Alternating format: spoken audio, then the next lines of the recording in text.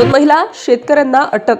अंतर्वस्तात माती अन असं लावलेलं डोकं पाहून पोलिसही काही क्षण सुन्न झाले.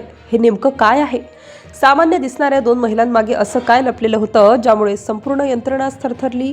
त्या रात्री सगळं नेहमीसारखंच होतं. गर्दी होती, ये-जा सुरू होती. लोक आपापल्या कामात मग्न होते. कुणाच्या चेहऱ्यावर ताण, कुणाच्या डोळ्यात प्रवासाचा थकवा. अशाच गर्दीत 2 महिला उभ्या होत्या, साध्या कपड्यात. चेहऱ्यावर कुठलाही घाबरलेपणा नाही, हालचाली अगदी संयमित. पाहणाऱ्याला त्या कुठल्याही सामान्य महिलांपेक्षा वेगळ्या वाटाव्यात असं काहीच नव्हतं. पण पोलिसांचं लक्ष कधीकधी अशाच शांततेवर जातं. जिथे घाबरायचं कारण असतं तिथे जर कोणी खूपच शांत दिसत असेल तर संशय गडद होतो. त्या 2 महिलांच्या हालचालींमध्ये काहीतरी विसंगत होतं. नजर इकडे तिकडे फिरत नव्हती, पण देहबोलीत एक अजब ताठरपणा होता. चालण्यात घाई नाही, पण थांबण्यातही अस्वस्थता. तपासणीसाठी थांबल्यावर त्या महिलांनी कुठलाही विरोध केला नाही. आवाज शांत, शब्द मोजके. आम्ही शेतात काम करण्याला आलेलो आहोत असं सांगताना त्यांच्या चेहऱ्यावर ना घमेंड ना घबराट. हातावरची माती, कपड्यांवरचे डाग, नखांमधील मळ, सगळं काही त्यांच्या कथेला जुळणारं होतं. पण तपास पुढे सरकला तसं चित्र बदलू लागलं. बॅग उघडली, वरून कपडे, काही घरगुती वस्तू. पहिल्या नजरेत काहीच संशयास्पद नाही. उपस्थित अधिकारीही क्षणभर गोंधळले. खरंच चूक झाली का? निरपराध लोकांना उगाच त्रास तर देत नाहीत ना असं वाटायला लागलेलं असतानाच एका अधिकाऱ्यांचं लक्ष एका लहानशा गोष्टीकडे गेलं.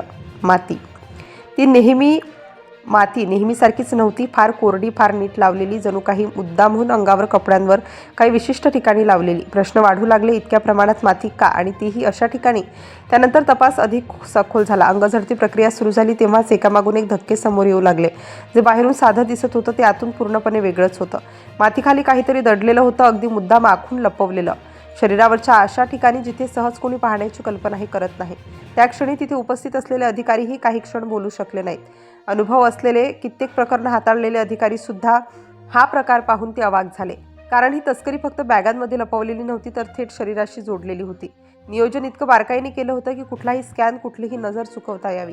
तपास जसा पुढे गेला तसं चित्र अधिकच भयानक होत गेलं. हे कुठलं छोटं प्रकरण नव्हतं, यामागे मोठं जाळं असण्याची शक्यता दिसू लागली. कुणीतरी आखलेली योजना, कुणीतरी दिलेल्या सूचना, आणि या सूचनांनुसार शांतपणे काम करणाऱ्या 2 महिला. त्यांचं वागणं अजूनही धक्कादायक होतं. पकडल्यानंतरही ना पश्चात्ताप ना रडारड, जणू हे सगळं त्यांच्या दैनंदिन आयुष्याचा भागच होतं. विचारल्या गेल्यावर उत्तरं मोजकी, खंड सरसावलेली. आम्हाला जे सांगितलं गेलं ते केलं, एवढाच प्रश्न आता उभे राहतात. या महिला खरंच स्वतःहून हे करत होत्या का, की त्या फक्त मोहरे होत्या? या सगळ्यांमागे कोण आहे? अशा पद्धतीनं, इतक्या धाडसानं, इतक्या नियोजनबद्ध रीतीनं तस्करी करण्याची हिंमत कुणी दिली? तपास यंत्रणा आता एका नव्या दिशेने पुढे जात आहे. संपर्क, मार्ग, देणं घेणं सगळं तपासलं जात आहे.